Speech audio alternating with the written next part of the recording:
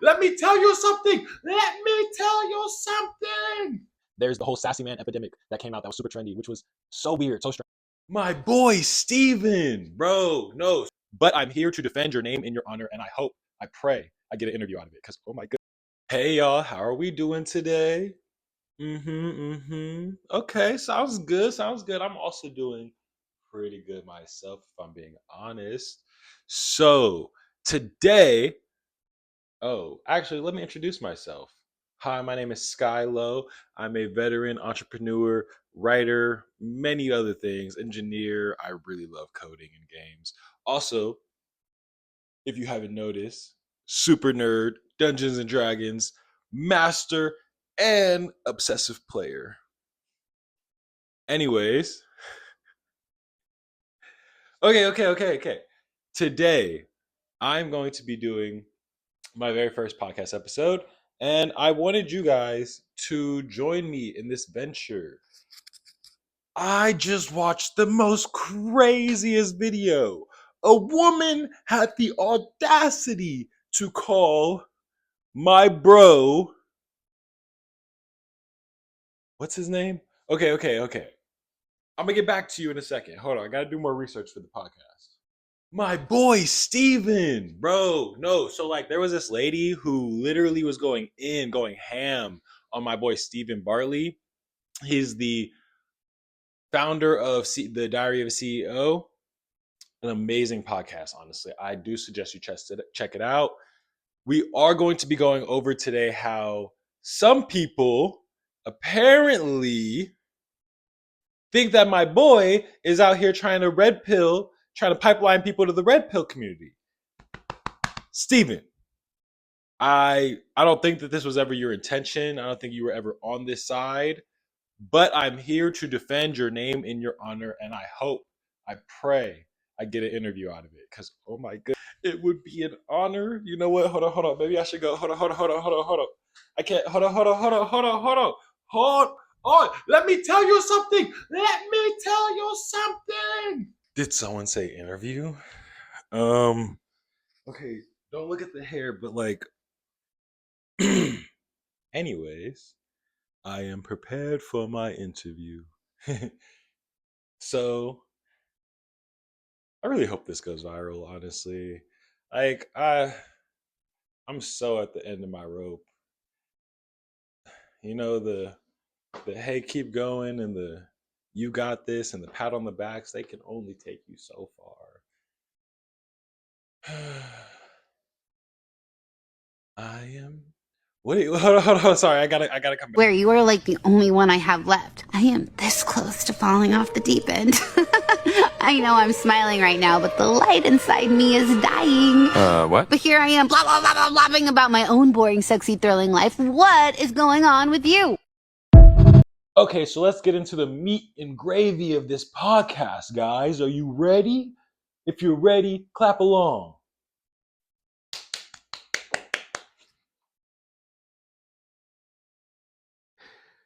Okay, I'm sorry. I'm here. The whole theme and idea of this podcast is to explore the topic of whether or not we are in a crisis, guys. First off, I will be talking about the actual overall crisis of America right now and the political state and the current events that we are dealing with. This is not that video. This video is about the male loneliness epidemic, okay? And as a man who has gone through so much loneliness, I'm here to let you all know not only is this a real, actual crisis, it's also a part of the anti intellectual culture and society as a whole. It's a feature of our society, not a byproduct. A lot of people, especially people like the homegirl who I'm about to shout out later on in this video, because she got me messed up. She got me and my boy Steven messed up. Because you want to know something crazy? It was actually one of Steven's videos that inspired me to make this video. And my hopes and goals with this video were to, or are to, am I being too loud? I feel like I'm just doing too much. My hopes and goals with this video are to basically create a counter pipeline. If there are people being pushed into the red pill ideology, we need more male figures to come out and to help guide our youth, our young men's minds into the path of being proper gentlemen, into the path of caring about other humans, into the path of science and exploration. Right now, we need to be telling our boys that they can do whatever they want. They can be whoever they want.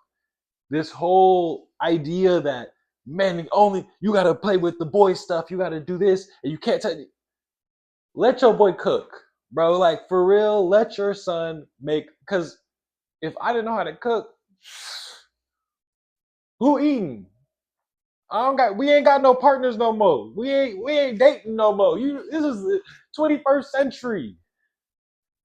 Anyways, I love myself. Let me stop getting off track. Let me stay focused. Okay, so we're talking about the crisis. It is a crisis because, and I have to be very careful in the way I phrase everything because I'm starting to notice there are a lot of debates that are sparked based off of people not understanding each other's, you know what I'm saying? Like points of views and stuff. Yes, it is a wonderful, amazing thing that feminism has brought women to the pinnacle of equal, not equal rights, but of rights and all that kind of stuff. Um, the thing, okay, here's what I'm trying to be careful about is saying things like the fact that 90% of educated people right now are women, specifically black women, and men are just not going to college at the same rate. The part about that makes it a crisis is that we are currently dying off, guys. I don't know if you know this, but if people don't want to have kids with each other, that means there are no children for future generations to be. If men suck, that's a crisis for everybody. I'm not saying that women shouldn't go to college. Stephen is not promoting men not going to college. His whole thing is about men at the bare minimum being intellectual enough to go pursue their dreams or passions or career. If men go to college or not, which I say that more of them need to, but let's just get that off bat. But whether or not they do, at the very bare minimum, we need more men having passions, having goals, having a reason to educate themselves. We don't have that right now. Right now, we have a whole bunch of higamaboo, okay? And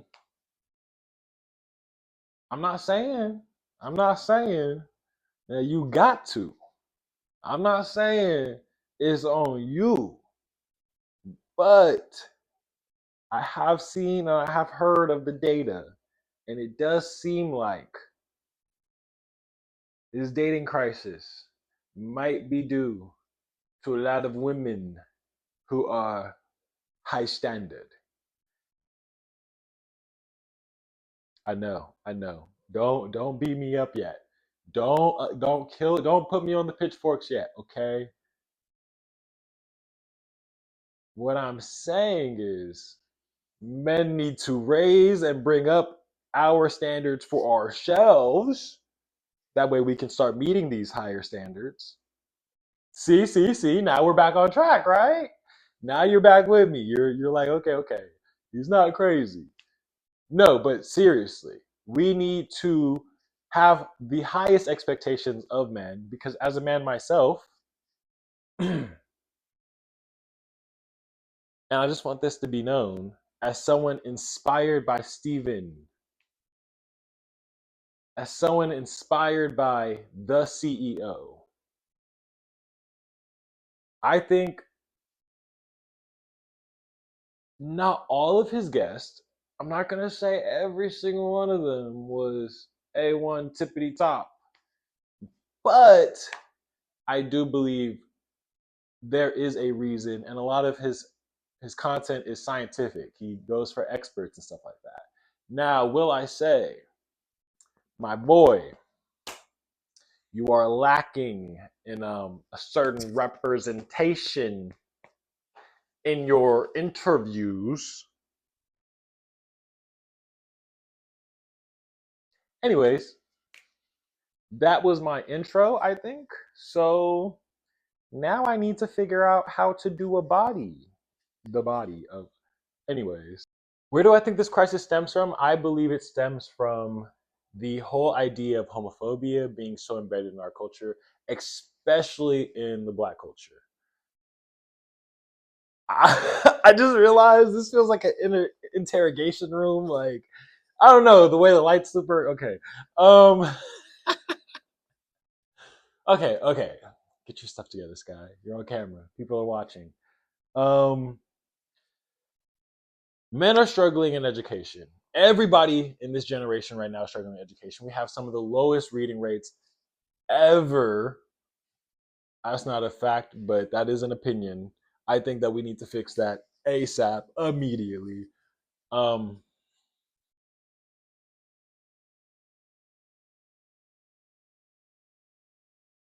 I'm sorry. I don't know if it's my ADHD. I don't know if I just need to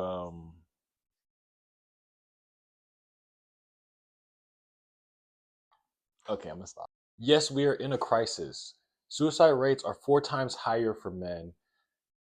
And in a study in 2012, sorry. Yes, we are in a crisis, guys. Suicide rates are 4 times higher for men. And in a 2012 study, according to UCRFBI.gov, of the 9 million incarcerated people, 6 million were men. Still 2 million women, but which honestly, 9 million people incarcerated. Crazy. I think we need to fix that number, but that's a different topic that we will get to. There's also another statistic that says only 24% of teachers are men. And of that 24%, how many do you think are black men? All of these things paired with the homophobia is extremely detrimental to our society. And the only reason why I bring up that last part is because without male role models, they're incarcerated, they're killing, they're suiciding, they're all these things. Without them in the house, they're also not in the schools. Where do you find your male role model as a young man growing up? Someone to look up to inspire to be, someone who makes you feel like being a man isn't just comparable to the bear. If you don't know how to be a good and proper man, you have no one to teach you how to be a good, decent man. How do we expect, like, okay, I'm sorry. My point was that without these guiding figures for men, all we have are ideas. Ideas like, and I kid you not, ideas like washing your butt is queer, is gay. How did we get here? It's from the lack of hugs. It's from the lack of emotional intelligence, the lack of emotional vulnerability. We don't give men the space to be emotionally vulnerable. Men included, that is the patriarchy's fault. I am not putting blame on anybody. I don't think that Steven has ever been trying to put blame on anybody. I think that a lot of people are taking frustration for something and putting it on to ideas and people who it doesn't deserve to be on. There's a lot of women who are upset about the lack of great males in the dating pool. Understandable.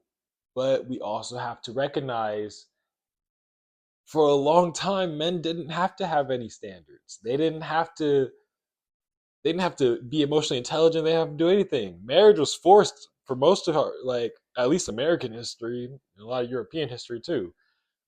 So we're now in a new age where men have only ever been taught one thing, which is make sure you pay all the bills.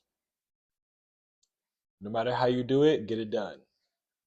And now that's no longer needed. Women pay their own bills. Women are leading our society in a much broader aspect of it. But that's an amazing thing.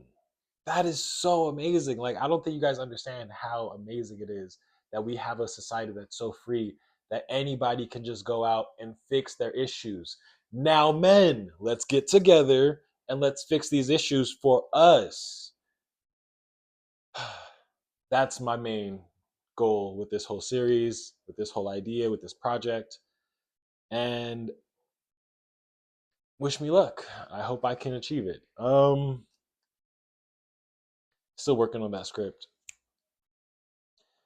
And since I did say that I was going to call out my girl Tharissa for some of the craziness that was the video that I just saw about how Steven is a red pill pipeline secretly, I don't think you can. This whole you doing it quietly thing, that's, come on now. It's either he knows or he doesn't. And if he doesn't know, let's let him know that some of the ways that he interviews and or the guests that he has might not be putting him in the best light. But because even if he does know, actually that's the only thing. Yeah, let him know how you feel. I agree with that part. I fully respect you for voicing your opinion. That I love. Hey, don't clip that. Don't take that out of context. I realized how that sounded. Um, I am a feminist. Sorry. I can't help myself from jokes. No, but seriously, um, my girl Tharissa, when they said women are dominating men, they are not talking about in a physical aspect. They're talking about in a societal way. Yes, women having more college degrees, being more educated, having higher paying jobs to a degree is amazing. It's the best thing ever. The problem is that now women are dominating the dating pool. Women are all up here. You know how they say it's lonely at the top, which isn't true, but for this intended purposes, it is kind of true because now all of the women have educations, have jobs, have careers, have all these life goals and ambitions, ready for kids, ready to have a great life. The men are still here. They're barely, like like it's not a bad thing that women have dominated all these fields. Women have dominated men's spaces. There's more female fighter pilots than there are male teachers. Women are amazing. They literally could do everything and anything, and they need to continue doing that. But that doesn't mean that we shouldn't still try to strive to bettering our society and bettering the men in our society.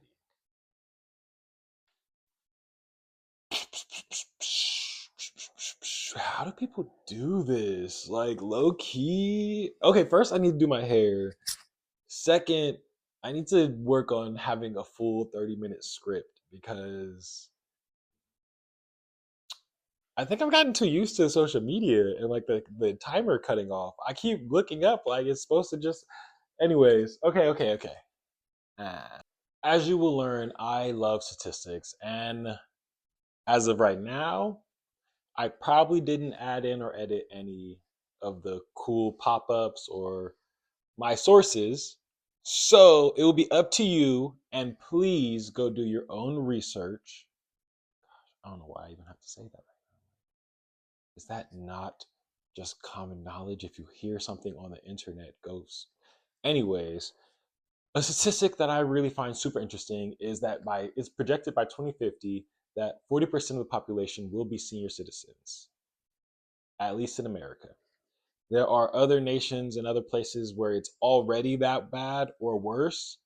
And it is projected that worldwide, most nations will be majority senior citizens, except for Africa, because it's just so large and just they have different problems. They will continue to populate and have most of the working force. But my point is, who will be working in our future? How will we have people to do anything if we are slowly killing ourselves off as a species? Not just by destroying our environment and our planet, but also by creating this pipeline of red pill in male individuals, of having all these tears and rifts between ourselves and all these dating catastrophes.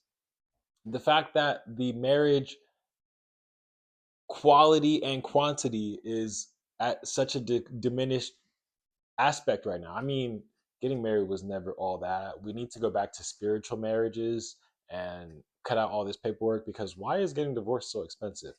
But my point is that everybody is affected by us not having kids. And I'm not saying you need to go have kids. What I'm saying is we need to start cultivating a culture where people are more accepting of each other and of new things. It is very much true that right now, a lot of women will get upset with the whole emotionally intelligent man. There's the whole sassy man epidemic that came out that was super trendy, which was so weird, so strange. Like, genuinely, guys, how are you going to ask a man to open up and be emotionally intelligent?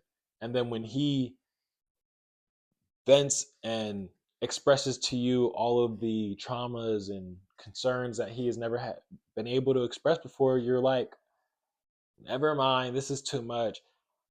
It's perfectly wonderful and okay. Not wonderful. It's perfectly okay for anyone in a relationship to want their partner to be able to process and help them go through their trauma, but not be prepared or ready to handle the trauma back.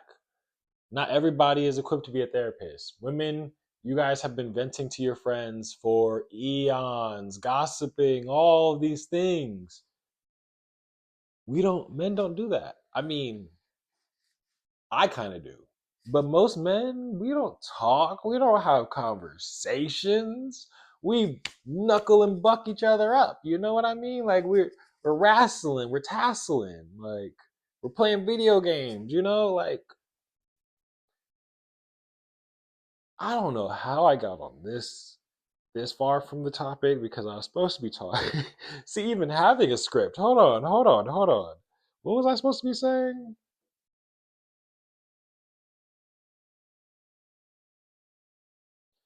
Oh, I was supposed to be talking about the having kids aspect. Like, oh yeah. I think I was kind of talking about that. Okay,